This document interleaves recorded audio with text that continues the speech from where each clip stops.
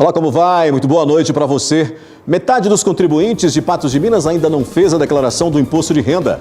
A preparação do Mamoré para o módulo 2 do Campeonato Mineiro. E mais. Polícia Rodoviária Federal apreende mais de 80 tabletes de cocaína e crack dentro de pneus em caminhão na BR-365. Campanha Maio Amarelo. Simulado reforça alerta sobre acidentes em Patos de Minas. Os limites da liberdade religiosa e a prática de discursos de discriminação. Fórum Jurídico do Unipam debate desde direito civil até impactos da tecnologia em saúde. Tempo frio e seco pode agravar casos de asma. Serviço de proteção à primeira infância será implantado em Patos de Minas. Denúncia que pedia a cassação de prefeito de Lagamar é arquivada pela Câmara. O aumento na procura pelo crédito rural oferecido por cooperativas em Minas. A segunda edição do NTV News desta sexta-feira começa agora.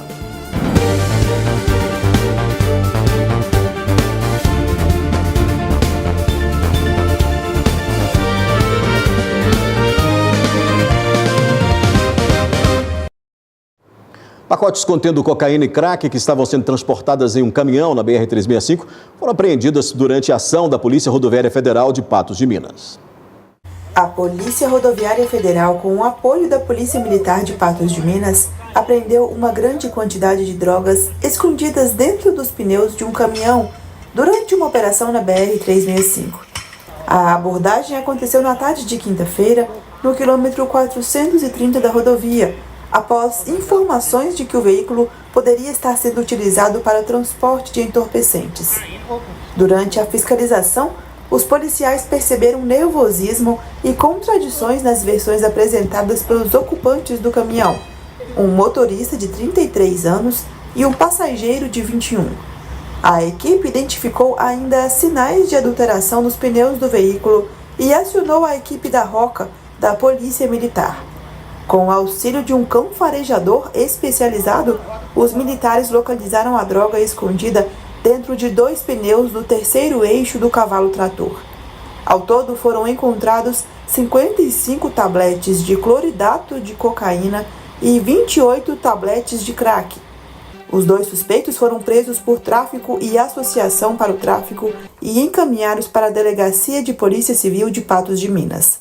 Segundo os envolvidos, o caminhão saiu do Paraná e teria como destino a cidade de Montes Claros. O veículo foi apreendido e removido para um pátio conveniado da Polícia Civil.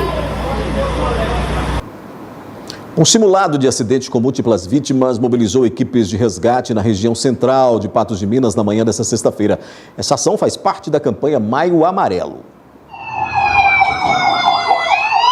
Tudo muito bem organizado. Ambulâncias do Corpo de Bombeiros e do SAMU chegando rapidamente ao local. Enquanto o Corpo de Bombeiros realizava o trabalho de desencarceramento das vítimas com agilidade, o SAMU já estava preparado para também auxiliar na operação. O simulado também contou com o apoio dos agentes de trânsito da Prefeitura e o apoio da Polícia Militar, deixando o tráfego em meia pista na Rua Major Gotti. Uma ação extremamente realista. Acima de tudo, essa integração entre os órgãos é de suma importância. Não adianta, a gente pensar em qualquer tipo de vaidade institucional, longe disso. Nós temos que trabalhar aqui bombeiro, polícia militar, polícia rodoviária, a nossa equipe de agentes de trânsito, o SAMU. A partir do momento que tem integração entre esses órgãos, ocorreu o acidente, esses órgãos vão atuar, esses órgãos vão dar socorrimento imediato às pessoas. Isso aí é muito importante. O tempo de socorrimento ele é fundamental para que essa vítima possa chegar no hospital e ela ser socorrida e ter atendido os seus problemas. No que tange a questão do nosso Maio Amarelo, é um período que nós temos aí no calendário nacional, de chamamento da atenção para quanto que é importante o trânsito, o quanto que é importante a gente estar trabalhando em cima da prevenção, em cima da conscientização e da educação. Então são várias ações que nós temos nesse período, nós temos aí essa simulação hoje, nós temos aí aquelas campanhas educativas que fazemos com a Polícia Rodoviária, com a Polícia Rodoviária Federal, então é importante demais, mas acima de tudo, o nosso foco é de atuar principalmente na educação. As equipes nossas estão aqui realizando o treinamento, o simulado juntamente com o SAMU, principalmente para apurar a interação entre o SAMU e o bombeiro e os demais órgãos de segurança. O atendimento pré-hospitalar é importantíssimo, a gente sempre está treinando as técnicas utilizadas. Hoje nós estamos tirando aí, simulando 2 vítimas presas às ferragens, então técnicas de retirada de vítimas presas às ferragens aí essas técnicas consistem na utilização de ferramentas hidráulicas para retirar as vítimas que estão presas.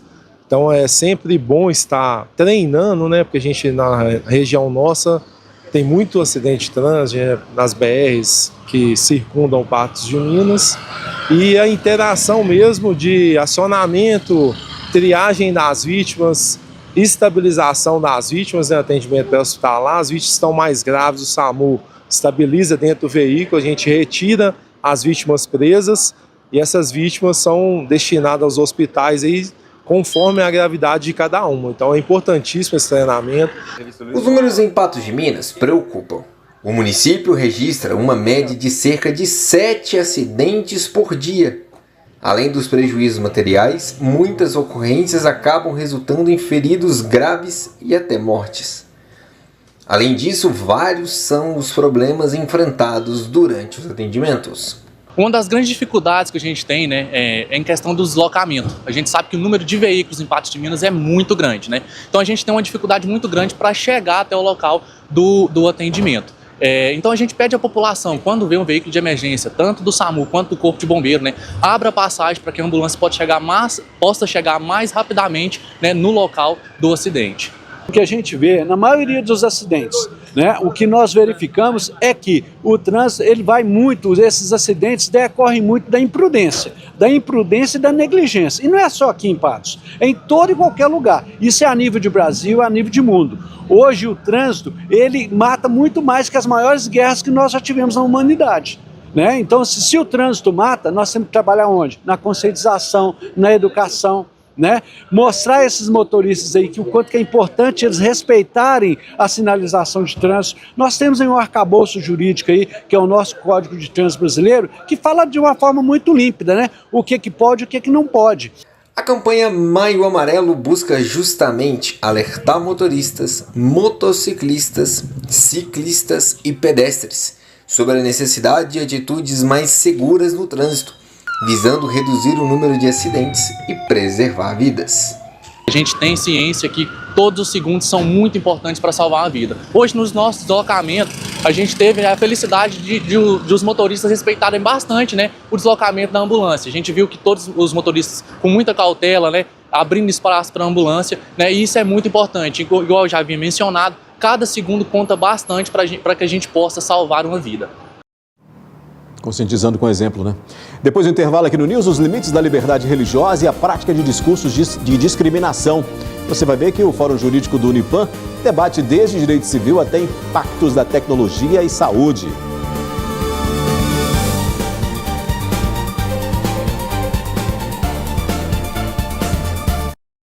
Fala, turma! Olha, vou tentar resumir horas nesse minuto aqui. Então simbora, valendo! Quem aí já tá no hype pra Fé na Praça? O Espaço Unipam vai servir absolutamente tudo. São barracas de 8 cursos com cardápio e atrações pra agradar todo mundo. No nosso palco, só show bom, sério. E o DJ Rick vai estar lá fritando todas as noites. Isso sem falar na distribuição de brindes. Nós vamos curtir demais. Até lá, hein? E meus queridos, esse campus tá uma loucura real. É o multiverso das semanas acadêmicas acontecendo tudo ao mesmo tempo. Ciências biológicas, educação física, engenharias, licenciaturas e ainda rolou o Fórum Jurídico, com uma programação incrível pra galera do direito. E no meio desse caos ainda saiu um episódio novo do nosso Conexão Podcast. Entramos no clima do peão com Matheus Barbosa, que é nosso aluno de administração e locutor de rodeio. Já corre no YouTube ou Spotify pra conferir tudinho. Sou muito grato ao Unipam. Aqui eu fiz grandes amizades também que eu vou levar pra vida toda. Credo, ai, quase que não dá tempo. Lari Cacheta pro Minuto Unipam. Beijo pra vocês, fui!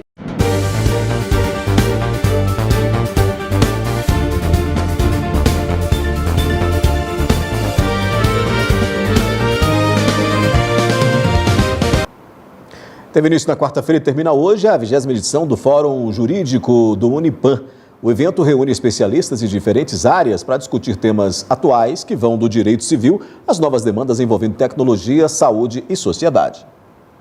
Promovido pelo curso de Direito do Unipam, o Fórum Jurídico aconteceu no Centro de Convenções e Eventos e reuniu estudantes, professores, profissionais e convidados da área jurídica.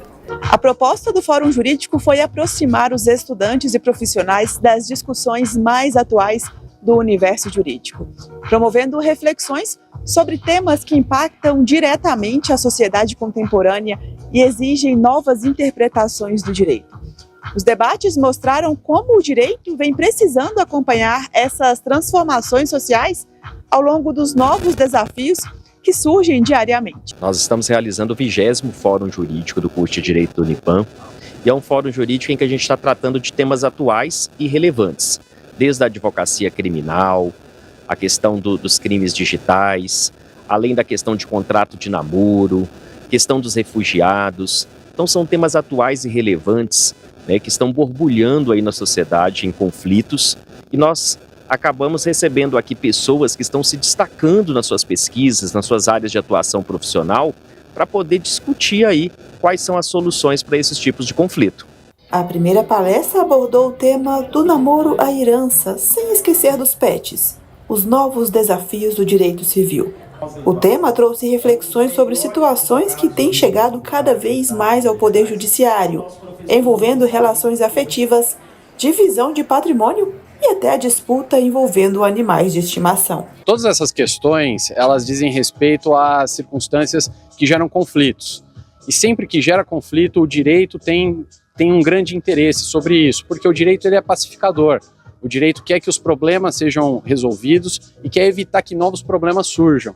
Dessa maneira, tem novas regulamentações, novas leis, novos entendimentos jurisprudenciais. Na sequência, foi abordado o tema Saúde dos Refugiados. A palestra destacou os desafios enfrentados por pessoas em situação de refúgio e a necessidade de garantir acesso à saúde, dignidade e direitos fundamentais, mostrando para os alunos a possibilidade de um campo de atuação. Muitas pessoas divergem a respeito de refugiados, né? Acham que vão roubar os empregos, né? E eu trago algumas verdades, né? Alguns mitos e algumas verdades, falando justamente disso, falando de mulheres e falando da nossa história, porque somos todos filhos, netos, bisnetos de imigrantes no Brasil. E o refúgio passa por essa história, né? Então eu faço uma reflexão com eles também, e principalmente a questão de campo de atuação. Hoje a gente tem um campo muito grande com refugiados e que poucos são especialistas nisso, então de repente surge aí a oportunidade, né, de alguém começar a trabalhar nesse nicho, que é um nicho também muito importante. A 20ª edição do Fórum Jurídico reuniu convidados de destaque nacional e reforçou a importância do debate jurídico diante das novas mudanças vividas. Para os alunos que participaram dessa edição, foi uma oportunidade de adquirir conhecimentos e já pensar em áreas de atuação no futuro. Está sendo uma experiência muito boa, estou gostando muito, é a primeira vez que eu estou participando, pretendo participar mais vezes também. A gente está no 2º dia, mas só pela palestra que teve ontem, está sendo muito bom e eu acho que vai agregar muito para o conhecimento de todo mundo que está participando.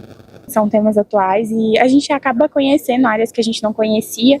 Por exemplo, a palestra de ontem eu adorei porque foi uma palestra sobre a medicina e o direito, e são áreas que às vezes a gente não imagina que estão correlatadas, né? Mas a gente acaba conseguindo encaixar, então eu adorei. O caso de um idoso que teria proferido falas ofensivas direcionadas a mulheres e à comunidade LGBTQIAPN+, reacendeu uma discussão ampla sobre os limites que devem ser observados entre o exercício da liberdade religiosa, um direito garantido por lei, e a prática de discursos que possam configurar discriminação, preconceito ou violação de direitos. O Ministério Público de São Paulo recebeu uma representação contra o Frei Gilson por supostas declarações discriminatórias contra mulheres e pessoas LGBTQI+. A denúncia foi apresentada pelo ex-noviço e jornalista Brendo Silva, que anexou vídeos, cortes de pregações e registros publicados nas redes sociais do religioso. No texto, ele destaca que liberdade religiosa não é liberdade para odiar e anexa links de lives onde o Frei utiliza o termo homossexualismo e associa a homossexualidade à depravação. O caso reacende a discussão sobre os limites entre liberdade religiosa e discurso discriminatório. Pela Constituição Federal, líderes religiosos têm o direito à manifestação de fé e interpretação doutrinária. Porém, especialistas explicam que esse direito não é absoluto. A gente tem que separar um pouquinho o que seria essa discriminação religiosa e o que seriam as ideologias ou os ensinamentos provenientes daquela religião. Quando a gente fala, por exemplo, em homossexualismo, em que a Igreja Católica, ou cristianismo, ou qualquer religião pregue que pode ou que não pode, isso é uma ideologia, isso é um pensamento daquela religião. Né? Agora, quando a gente fala em discriminação, nós estamos falando em você incitar uma violência, um discurso de ódio contra esse público, o que não é permitido por lei. Então a gente tem que entender essa diferenciação também, que a religião, contanto que ela não incite o ódio contra determinado grupo, né, contra as mulheres, não incite ódio contra homossexuais, isso realmente não pode. Agora, simplesmente falar que aquilo é o que prega aquela religião, sem incitar o ódio, isso não é ilegal. Desde 2019, o Supremo Tribunal Federal equipara homofobia e transfobia ao crime de racismo. Juristas afirmam que a caracterização de crime depende da análise do conteúdo, da intenção da fala e do impacto causado pelas declarações. Ele fez essa notícia desse suposto crime contra o Frei Gilson, falando que ele estaria fazendo um discurso de ódio, né, incitando o ódio contra esse grupo de pessoas que seriam os homossexuais, e para que o Ministério Público pudesse apurar isso. Então, essa foi uma notícia que chegou para o Ministério Público, e o Ministério Público ainda vai verificar se tem elementos suficientes para poder oferecer uma denúncia ou não, para fazer aquela investigação ou não. É claro que a gente tem que respeitar a individualidade de cada um, a liberdade de cada um, tanto a liberdade sexual quanto a liberdade de credo, mas a gente tem que realmente fazer essa diferenciação, né? Porque cada religião pode dizer o que se considera como pecado ou não, né? Então a Igreja Católica pode falar, ó, XYZ é pecado, mas o que não pode ser feito é incitar ódio, violência ou discriminação, discursos injuriosos, né, caluniosos ou difamatórios contra qualquer grupo de pessoas. O Ministério Público agora deve analisar o conteúdo da representação para decidir se arquiva o caso ou se abre procedimento investigativo. O episódio amplia o debate sobre os limites entre liberdade religiosa e liberdade de expressão e combate à discriminação no Brasil. A seguir, serviço de proteção à primeira infância será implantado em Patos de Minas. Tem ainda a previsão do tempo para o fim de semana e você vai ver que tempo frio e seco pode agravar casos de asma.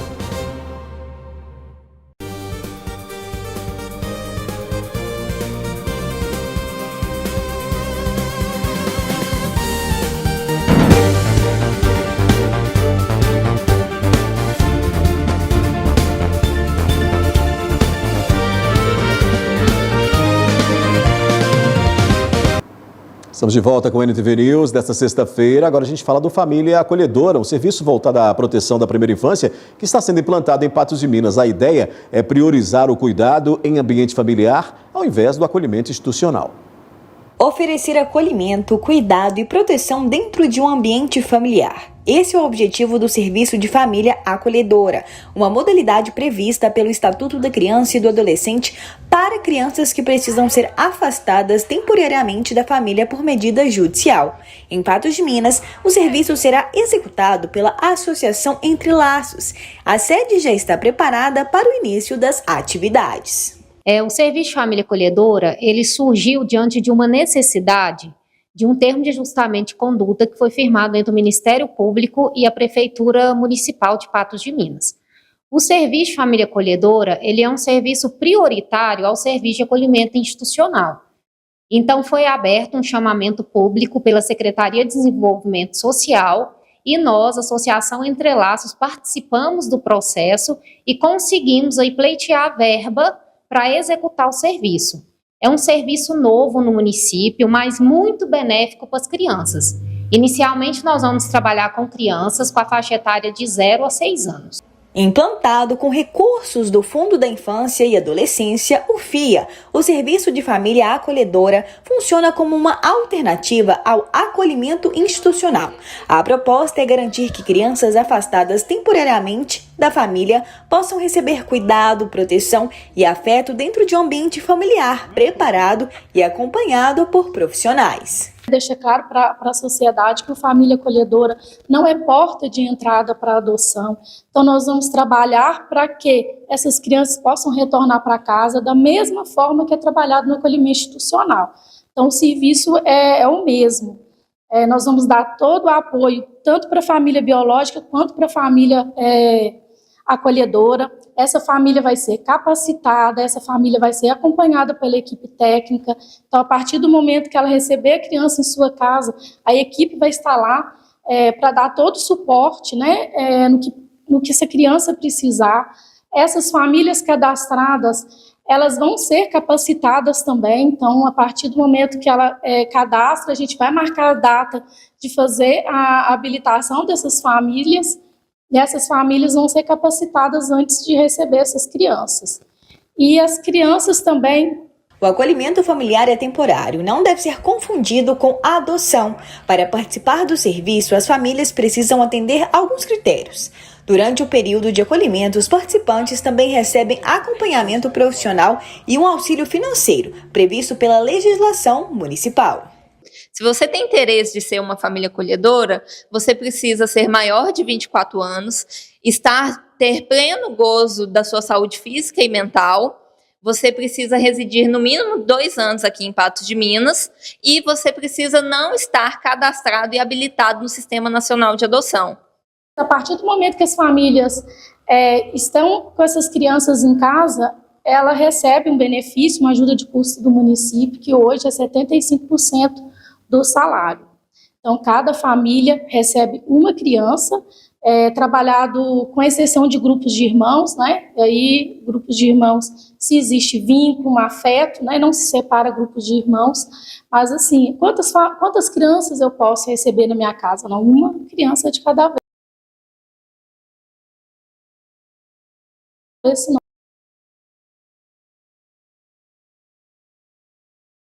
não for grupo de irmãos e receberá 75% por cada criança. Então, se for grupo de irmãos, 3 crianças, vão receber 75% por cada criança. Mais do que abrir as portas de casa, o Serviço de Família Acolhedora convida a população a oferecer cuidado, proteção e afeto para crianças que precisam recomeçar. Uma iniciativa que fortalece a rede de proteção à infância e traz uma nova esperança para muitas famílias em Patos de Minas. Nós não podemos deixar de ressaltar e agradecer a participação do município, que se não fosse com as verbas vindas pelo município para manter a Entrelaços, seria impossível realizar esse grande feito aqui na cidade de Patos. Com a aproximação do período mais frio e seco, aumentam os casos de crises respiratórias, principalmente entre pessoas com asma. Por isso, a necessidade de reforçar a importância dos cuidados e do tratamento correto para evitar complicações. A asma é uma doença respiratória crônica que afeta milhões de pessoas e exige acompanhamento contínuo. A inflamação das vias aéreas dificulta a passagem do ar e pode provocar crises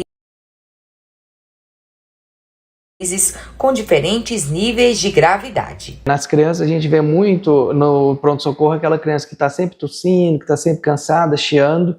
A gente pergunta para a mãe se tem asma, ela fala que não, mas que o menino usa bombinha direto. Então isso é asma, faltou uma comunicação mais clara para a mãe entender os riscos dessa doença e poder também providenciar o acompanhamento adequado e o tratamento.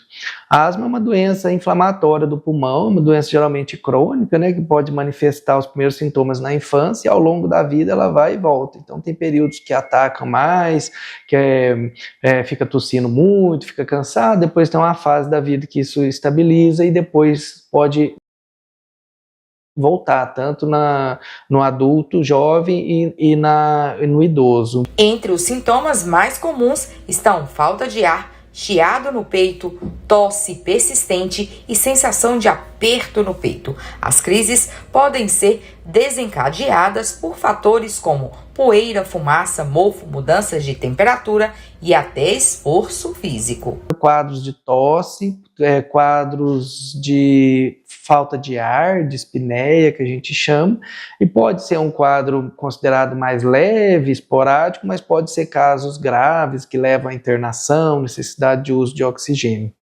É muito importante nessa época do ano, principalmente pela associação com as infecções virais. Então, muitos dos quadros de asma, eles se iniciam após uma infecção viral e naquele paciente que já é sabidamente asmático, a infecção viral pode desencadear uma crise nova de asma.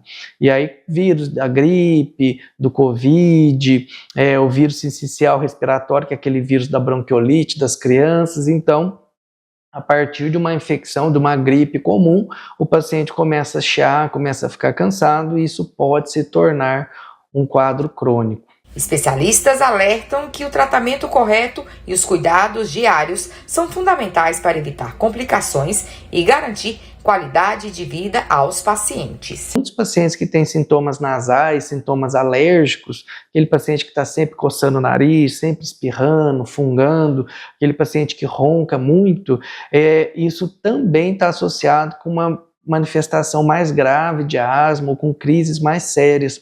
Então, do ponto de vista do tratamento, a grande questão hoje é individualizar o tratamento para cada perfil de paciente e lembrar de não tratar somente o pulmão, que a gente sempre usou algumas bombinhas, hoje tem vários tipos de bombinhas, broncodilatadores, corticoides, mas não negligenciar os sintomas alérgicos, então tratar melhor a alergia, tratar a rinite, e para tratar alergia e rinite, sempre a gente vai voltar naquela questão do controle ambiental, então evitar poeira, ambientes fechados, evitar cheiro forte. O tabagismo é o maior dos vilões, então aquela criança, ou até mesmo um adulto que tem contato direto com cigarro, ou fumante ativo, ou um fumante passivo, são as maiores vítimas, né, das doenças respiratórias, em especial a asma que a gente está falando hoje. Então confira comigo como fica o tempo no fim de semana em Patos de Minas e região.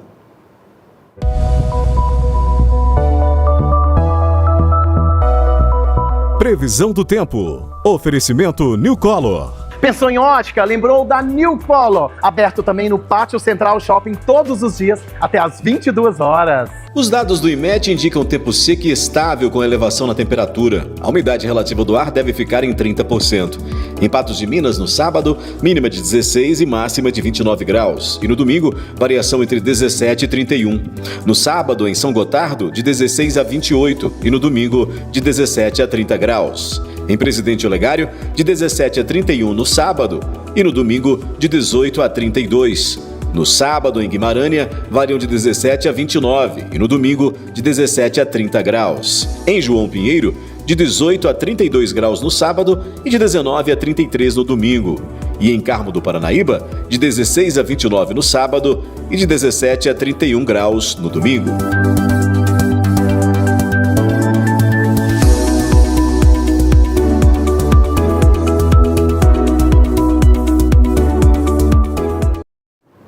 Em instantes aqui no News, denúncia que pedia cassação do prefeito de Lagamar é arquivada pela Câmara e o aumento na procura pelo crédito rural oferecido por cooperativas.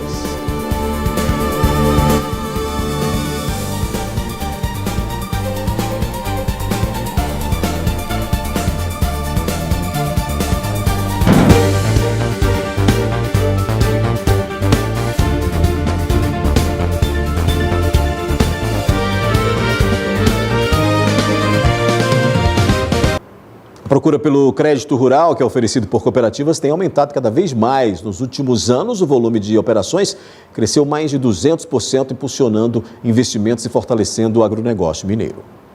Com menos participação dos bancos tradicionais no financiamento do agro, as cooperativas de crédito passaram a ocupar um papel estratégico no campo.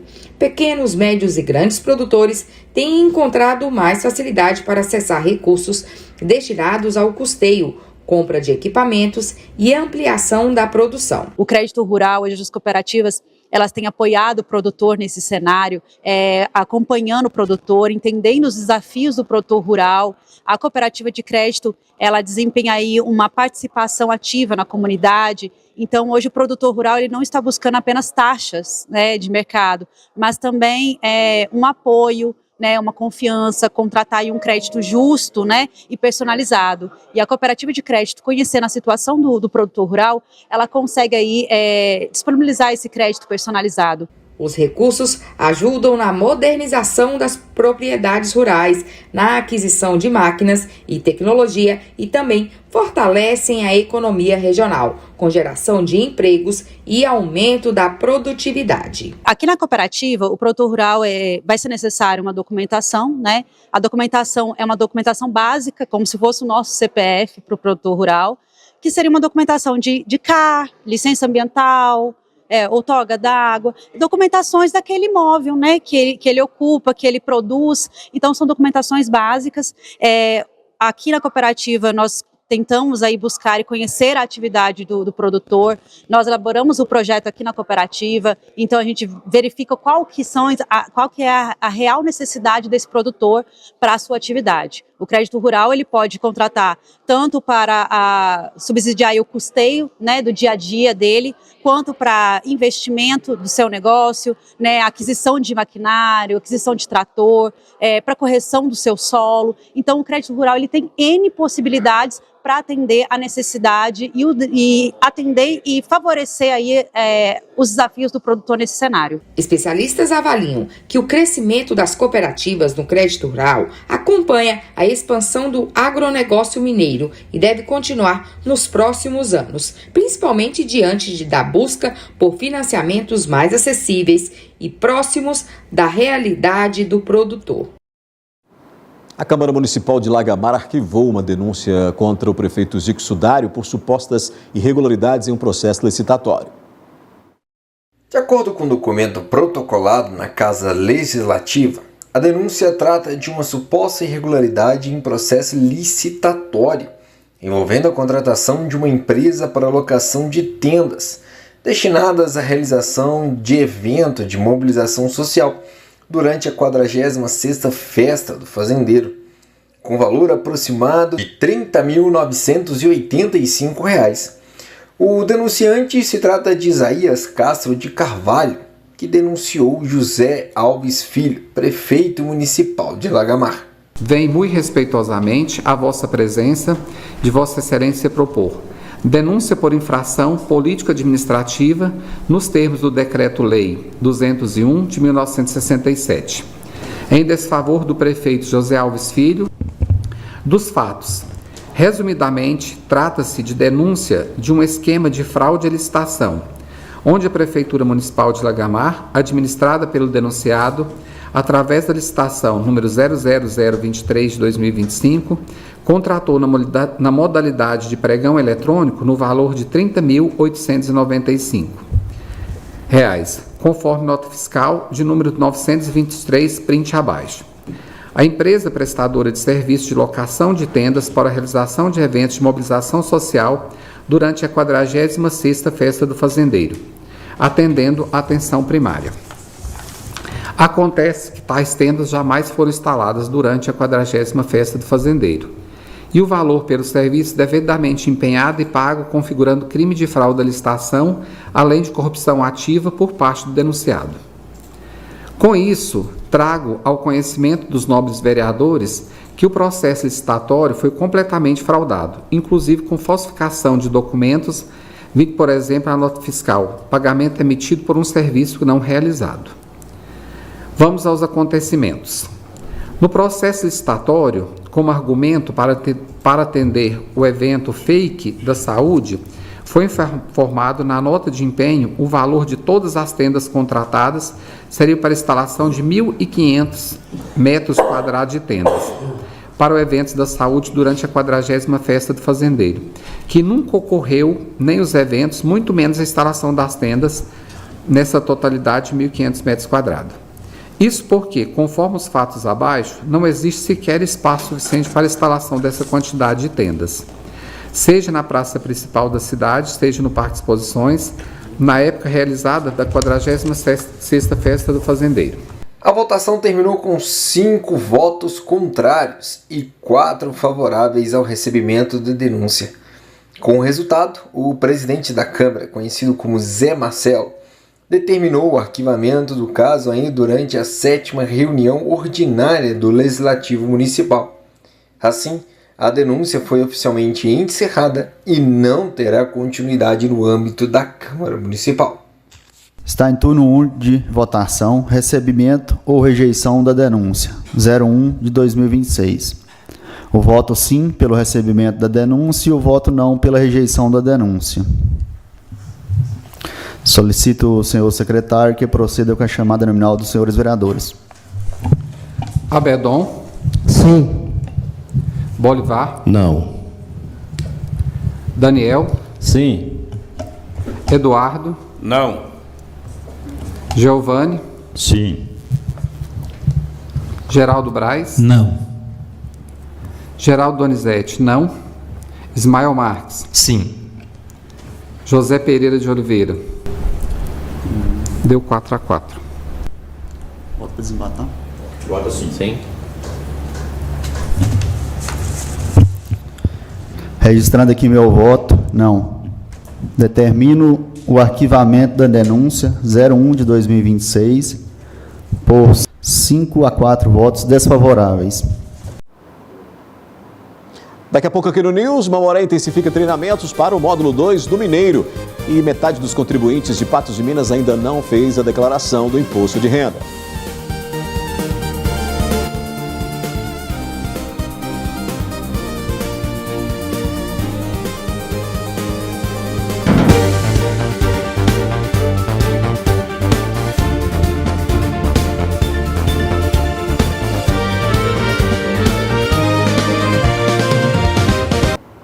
De volta com o NTV News desta sexta-feira e olha só, o prazo para a entrega da declaração do Imposto de Renda 2026 vai até o dia 29 de maio e muitos contribuintes de Patos de Minas ainda não acertaram as contas com o Leão.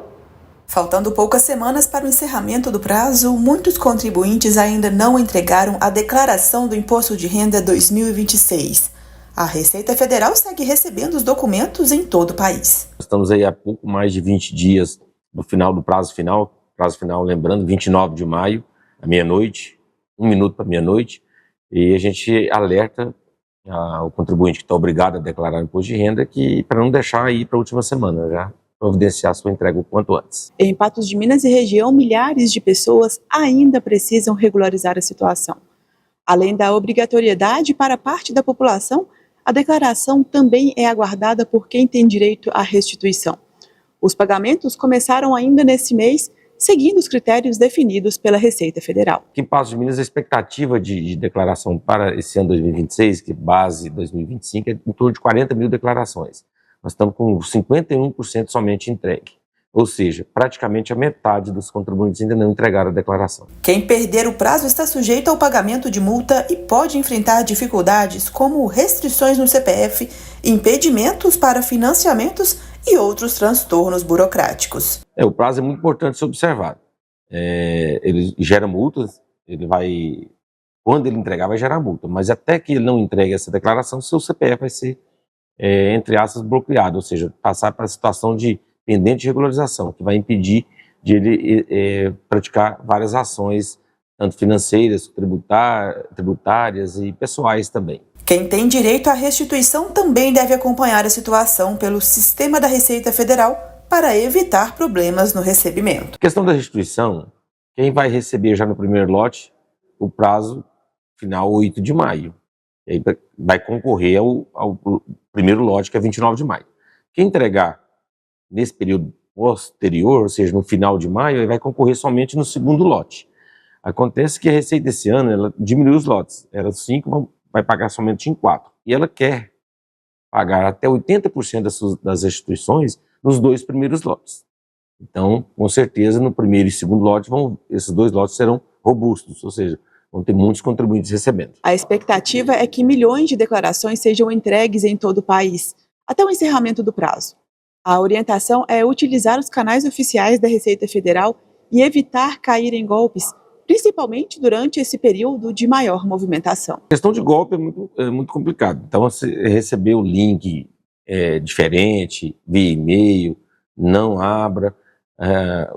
A questão do programa está lá na página oficial da Receita Federal, o aplicativo também está lá. Baixa o programa, faz a declaração, tem a pré-preenchida, que é onde ele já busca os dados que estão na base da Receita Federal, confere, e se tiver alguma alteração a ser feita ou inclusão de outros dados, faça essa inclusão. Lembrando, não esquecer o prazo 29 de maio. A gente muda de assunto e fala de futebol. O Mamoré está intensificando os treinamentos na preparação para a estreia no módulo 2 do Campeonato Mineiro, que terá início no dia 30 de maio. Durante as atividades, comissão técnica e jogadores têm trabalhado aspectos físicos, técnicos e táticos para chegar em boas condições à estreia. O grupo também aproveitou os últimos dias para fazer uma avaliação do período de treinamentos realizado até aqui. Os trabalhos estão sendo muito bem assimilados pelo grupo, a gente tem se preparado bem, principalmente porque a gente entende que essa competição é uma competição muito física, né? Então, junto do professor Wesley, toda a sua comissão, o Isaac, nosso treinador goleiro Thiago. Falando em grupo geral, assim, o grupo é bom, o grupo é jovem, estamos bem confiantes para fazer um belo campeonato. O reconhecimento da equipe foi muito boa, fizemos a primeira amistoso contra o Uberlândia, um bom desempenho a todos e terminar essa reta final de preparação aí, o campeonato tá logo aí para a gente fazer uma boa competição. A preparação está sendo muito boa, o grupo está com muita intensidade dentro daquilo que o Fábio está pedindo, e é isso aí, vamos para cima. Neste período de preparação, os amistosos são fundamentais para ajustar o esquema de jogo da equipe.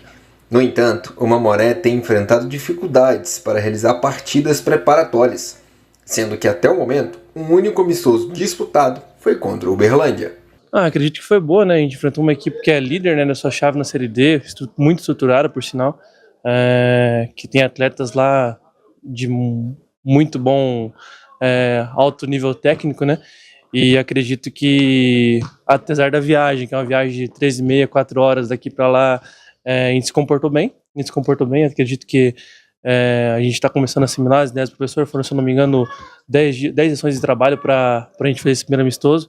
Então eu acredito que foi um bom teste para nós, diferente do que acredito que a gente vai enfrentar na competição, porque é uma equipe muito mais técnica, né, do que a gente vai enfrentar na competição, mas acredito que foi um bom teste para a gente ver como é que a gente está no nosso nível de equipe. Enquanto a estreia não chega, o Mamoré mantém a rotina intensa de treinamentos, buscando ajustes finais para entrar em campo, preparado para a disputa do módulo 2 do Campeonato Mineiro. Já tem que pensar na estreia, né, que nem você disse, tá logo aí, fazer uma boa competição, buscar o acesso que é o que o clube precisa e retificar essa reta final de preparação física, tática, ajustar tudo, colocar tudo num ponto só para poder chegar o melhor possível. O torcedor pode esperar muita entrega, muita intensidade, que esse grupo é muito bom. O NTV News está terminando. Outras notícias você acessa o portal patosjá.com.br. Na segunda-feira eu te encontro. Bom fim de semana para você. Eu te encontro na segunda, às 18 horas, no Debate Esportivo, falando de tudo isso, né? Mamoré, Campeonato Mineiro, módulo 2 do Campeonato Mineiro, Campeonato Brasileiro, Libertadores, Sul-Americana, tudo isso no Debate Esportivo, segunda, às 18 horas. Um abraço para você, bom fim de semana e até lá.